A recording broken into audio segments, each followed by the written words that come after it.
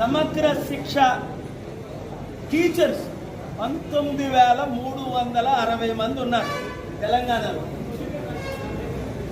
ముఖ్యమంత్రి కాకముందు తమ్ముడు రేవంత్ రెడ్డి వెంటనే నేను సంతకం పెట్టేస్తా, టీ తాగుతుండగానే అలాగా గంటకొక వాగ్దానం ఇచ్చాడు రేవంత్ రెడ్డి తమ్ముడు. అయితే రైతులైతే మరో 2 లక్షలు అప్పు చేసుకోండి, నేను తీర్చేది.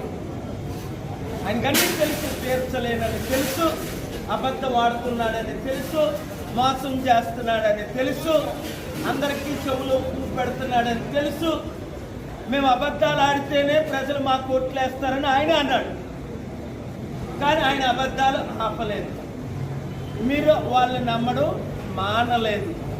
మళ్ళా ఇప్పుడు సర్పంచ్ ఎలక్షన్లో ఖమ్మం జిల్లా తరపుని, కొత్తగూడెం తరపుని ఒక్క కాంగ్రెస్ సర్పంచ్ కూడా గెలకుండా మీ సత్తా మీరు చూపించాలని నేను పిలుపునివ్వడానికి వచ్చాను.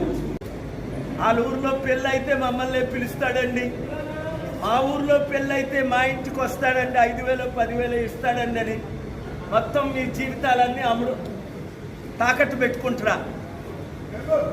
ఒకటి అర్థం చేసుకోండి, ఇప్పుడు రైతు బంధు ఇస్తానంటున్నారు. సూటిగా ప్రశ్న, ఈ మంత్రుల 5గురిని ఒకవైపు పెట్టండి, రేవంత్ రెడ్డిని, బట్టి విక్రమార్కని, పొంగులేటి శ్రీనివాసులని, తుమ్మల నాగేశ్వరరావుని, ఇంకెవరెవరు రేణుకా చౌదరి, వీళ్ళందరినీ ఒకవైపు పెట్టండి, నన్ను ఒకవైపు పెట్టండి. ఆ 10 మంది మంత్రులు నేను అడిగిన దానికి జవాబు చెప్పమనండి, ఆ 10 మంది మంత్రులు అడిగిన దానికి నేను జవాబు చెప్తాను.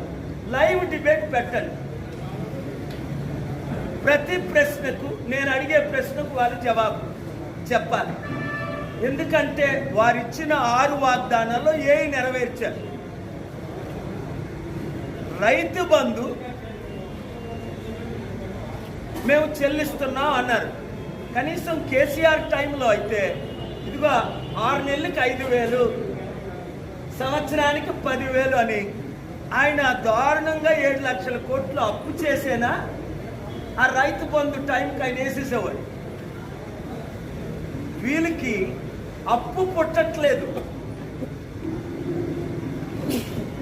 ఆల్రెడీ ఉన్న 7 లక్షల కోట్లకు వడ్డీ కట్టలేని పరిస్థితి. అయినా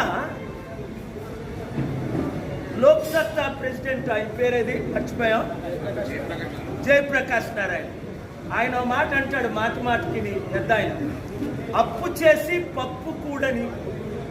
నేనేమంటా, అప్పు చేసి పప్పు కూడు పెట్టడం పర్వాలే, ఎందుకంటే కనీసం పప్పేనా లేకపోతే